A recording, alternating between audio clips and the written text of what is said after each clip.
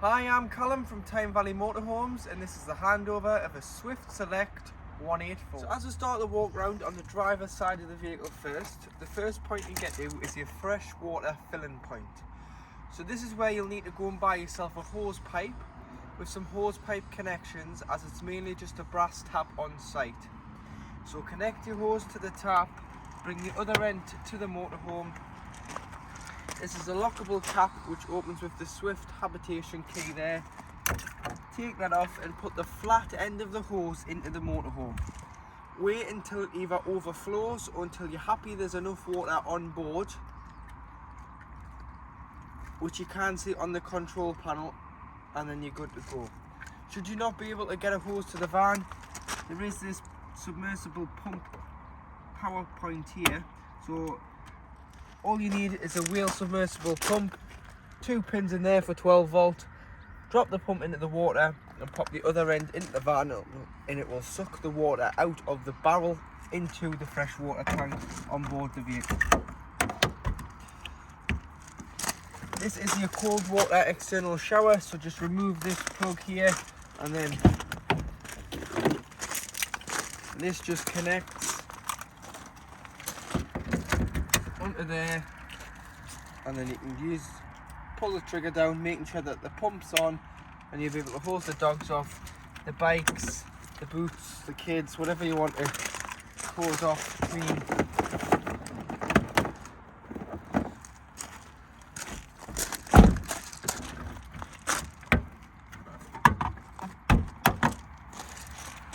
Underneath here you've got your wastewater tank drain. So this is anything that you've put down a plug hole, so anything you've drained off down the kitchen sink, the shower water, the hand basin water, all goes into a separate holding tank. Drive over the grid on the way out of your site, the waste disposal point, and allow this water out from there, making sure that this is fully drained off in the winter, as you wouldn't want this water to freeze in the tank bolted below the chassis. Press the 2 buttons in on the cassette locker door, and this is your cassette. So to get the cassette out when it indicates it's full on the toilet, lift the orange handle and slide the cassette out of the motorhome. You've got a handle there and 2 wheels, so you can drag it to your waste disposal point. You don't have to carry it. And then to empty, remove the grey cap. Press the orange button at the back when emptying it. Tip the content of the cassette out. Once you've tipped it out, pop a bit of water in, give it a rinse, tip out again, and then you go in with a cap full, which is 120 ml of the green or the blue chemical, into the cassette with a small amount of water, and then it's good to go back into the motorhome and be used. Here you have a hookup point, so this is where you'd hook the vehicle up if you were charging it at home or you were on a site with electric. What you need to do is you need to get the hookup lead, lift the collar and expose the end, slide this bit up, connect the motorhome up first, then the site or the house, and do it in reverse order when unhooking, so that you're never walking around with a live lead in your hand. And that'll give you a mains 240 volt. At the back here you've got your Truma vent for allowing the fumes out when operating on gas. This also gives the location of the boiler, which is underneath your bench seat on this side at the back. Rear parking distance sensors on the back of the motorhome, high level brake light.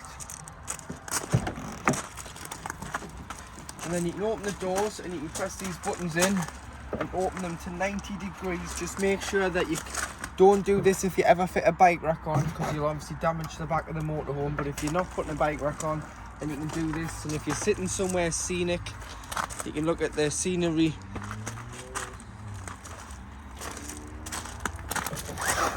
Blackout blinds and fly screens. Pull the clip in the middle to depart the 2, and always shut this door first, then this door, and make sure that you do give them a good slam shut just so that they are shut, otherwise it can sometimes tell you that the doors are open just because you haven't given them a good enough shut. External gas point. So if you had a Cassette or external barbecue, all you need is a bullfinch connection to turn the tap on. You'll need 2 Jubilee clips and a length of gas orange hosing. Connect the Jubilee clip to the bullfinch point and connect it to the barbecue, and then you can turn it on and use the bottles on board the motorhome instead of carrying a spare bottle for your outdoor cooking. LPG, so this is your gas locker, so this is where your bottles live, and you can fit 2 gas bottles in here. So what you do is you pop your bottles in, so you can put one here and one at the back. Before you put this orange hose on, which is known as the pigtail,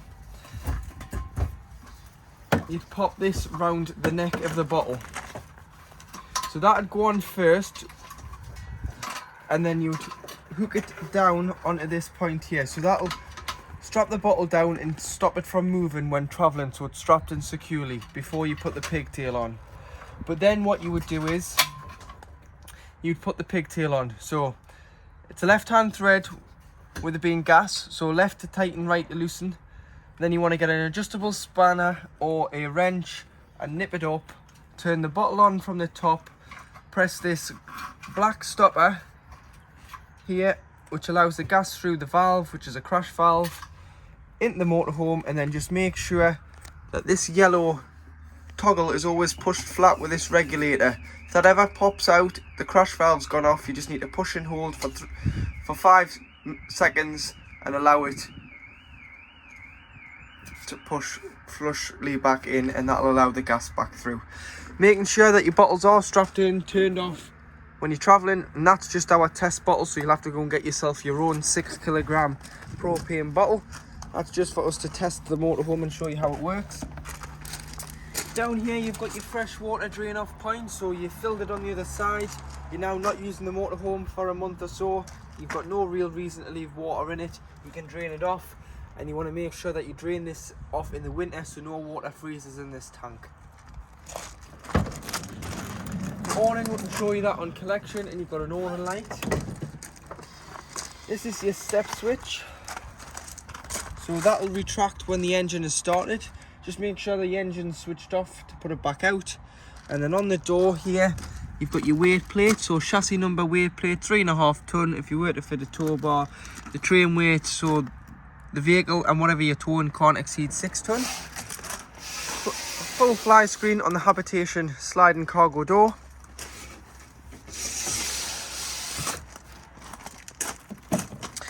Diesel filler beside the passenger door, which opens with the main ignition key, which is this one here. And then you've got AdBlue underneath, so because it's a new Euro 6D compliant engine, it's got AdBlue, which cleans the catalytic converter out at a certain temperature from build up a soot. It'll indicate on the dashboard when it needs AdBlue. It is a 19 litre tank, so when it does come on, if you either go at the pump that sell AdBlue, it's about 150 a litre, you can put the pump in and fill it, or you can buy it in the drums, and as soon as it starts overflowing, you know it's full. Tyre pressures are just here, so 5.5 bar, which is 79.5 psi. Underneath the passenger seat you've got your toolkit, which is a jack and a brace and a tone eye. Engine batteries underneath the floor here, and your bonnet release is just on the side of the passenger dashboard.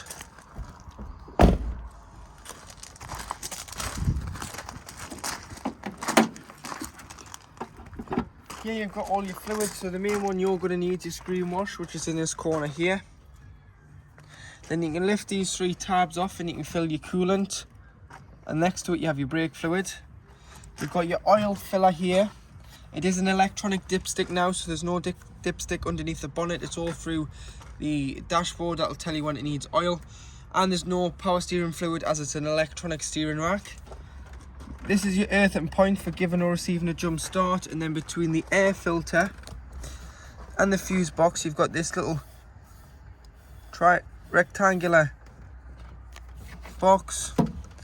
what you need to do is use your key or a screwdriver and pop it in the side and lift this up.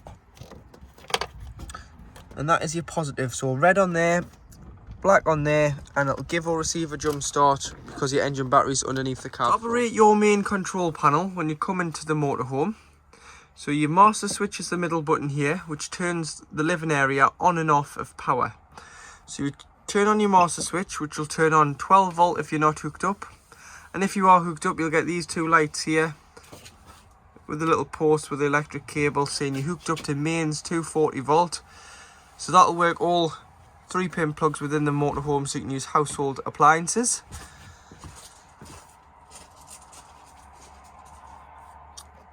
You've got your levels here, so you can view your leisure battery, fresh water, wastewater, vehicle battery readings. You've got your master switch for all your lights here, which are all then individually switched around the motorhome. Turning the pump on to use the taps, toilet and shower, making sure that you have got enough water on board, which is telling you there it's got enough water on board. And then you've got your tank heater, so should you be away in the winter and it's going to freeze overnight or drop to freezing temperatures, you can turn that on and that'll keep the water above freezing by using a heated probe in the tank to stop the water from freezing.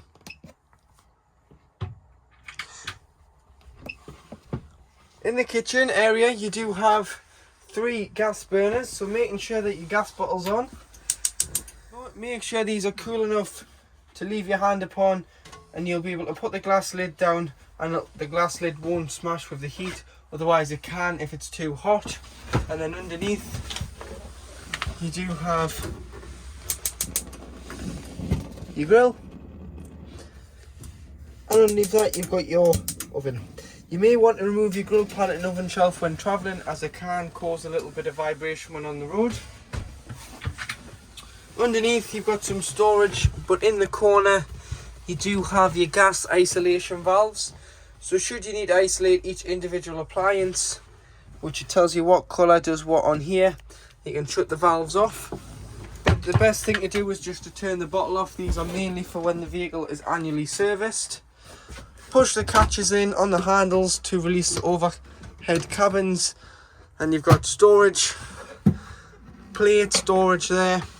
Your TV aerial, so you can adjust the amplifier on here by min and maxing the signal should it be too strong or too weak. And then if you are still struggling, you can wind this off, push the stem up,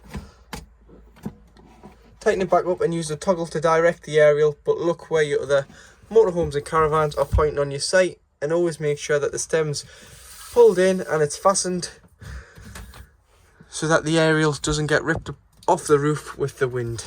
Cup holder here. This is showing your water system's working. So you've got hot water there, so your hot water is working. Underneath you've got a drawer, and then you've got some storage with the concertina door on this side. So to operate your Dometic fridge, you turn it on and off just in the top left hand corner. So just press and hold, it'll go off. You can press and hold and turn itself back on. You can change the mode here, which goes through all these sources via this top button here, but auto is auto energy selection. So what it'll do is it'll pick out the best source available to the motorhome at any one time. So we've got the gas bottle switched on, but we're hooked up, so it's automatically went to 230 volt. If I was to take the hookup out, it would go to gas, and then if I was to start the engine of the vehicle, it would switch over to the battery setting, which isn't off your leisure battery, it's a feed off the engine battery, which is designed just to keep the temperature of the fridge that it was previously at. So pre-chill it beforehand on either gas or electric, and then when you're ready to start the engine on automatic, it'll automatically switch over to battery, and then when you hook back up, it'll go over back to hook up. Or if you go to gas, it'll wait 20 minutes before lighting on gas in case you've left your bottle on board on when you are trying to fill with diesel, it knows to wait 20 minutes before lighting on gas on the automatic selection. So what you've got to do is manually change it. So you see that I've went to battery and it's failed because the engine's not running. I've gone to gas and it'll self-ignite, or you can go to mains power. Leave it on auto, it'll do its own thing, and you've got your temperature here, 5 being the coldest. So when pre-chilling, have it on all 5. When you've got your shopping in, you might just want to turn it down to 3 or 4 being the maximum, because sometimes it is enough to freeze the fridge. And then finally, what you want to do is, when you're not using it, you want to just go to the side of the light, push the plastic toggle in, pull these out. And what that'll do is it'll leave the door loose, which then allows air to circulate in and out of the fridge. Otherwise, the rubber seal will stick to the frame and trap the air, and you'll start to get a smell within your motor. So in the washroom, you can fold the door back. So if you fold it back this way, you can fold the door in half. You've got your shower curtain there with your washroom light switch on the ceiling. Your tap is also your shower head, so that just pulls out of the tap and clips up here. But remember what I said about removing the shower head and lying the hose down with the mixer tap open when you're winterizing the motorhome and not using it. And then finally, you do have a toiletry cabinet, so you just push that in the middle to shut. Towel rail, toilet roll holder, and then to operate your Fetford toilet, ensure that the pump's on and you press the blue button on the back control panel. So press and hold the blue button, you'll be able to flush your toilet. Always flush it before use and put a small amount of water into the toilet. And then what you want to do before you use it is open the blade. So just down here you've got a grey lever, slide that to the right. It opens the hatch, which is known as the blade. You can use the toilet. Then after use, you can give it a good flush.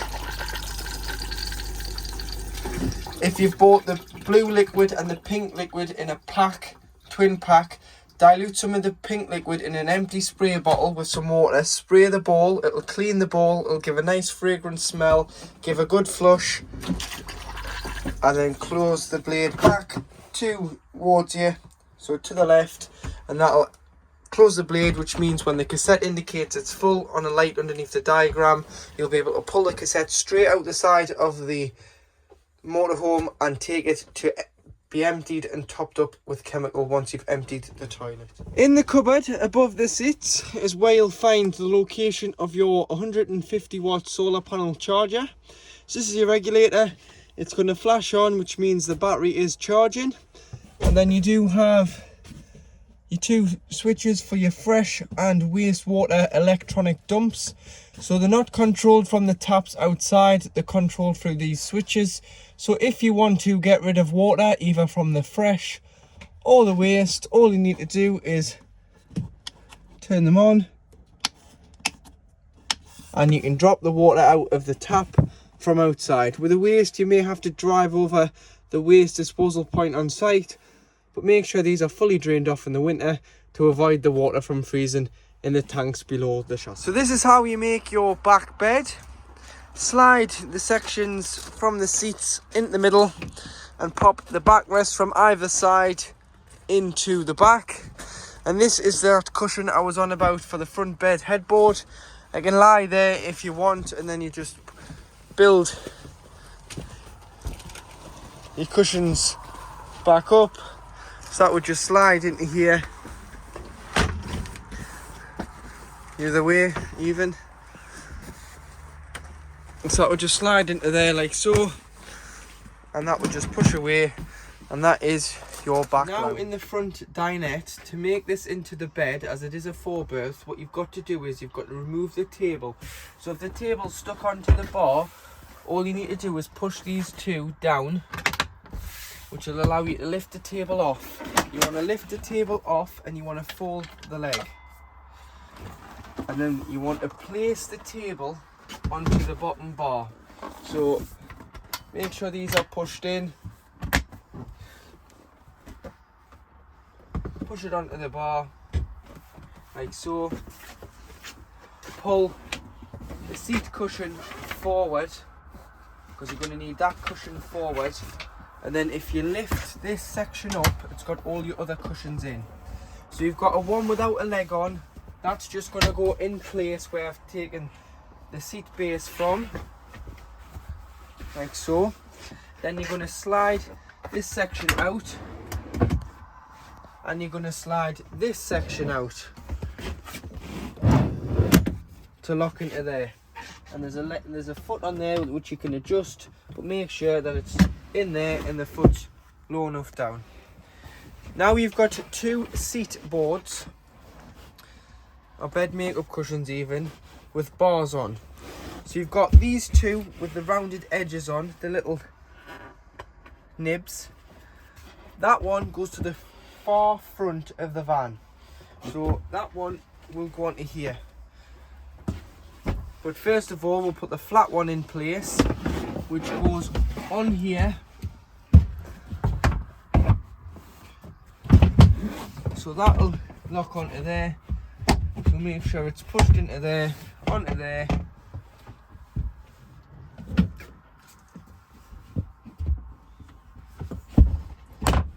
Like that. That's it in place. It's nice and secure. And then you put this one into place as well.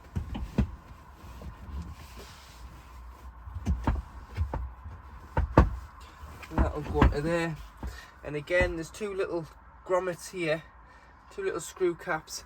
Make sure that the bezel bit of the bar sits in there, and that'll keep it nice and secure. And there you've made your double bed.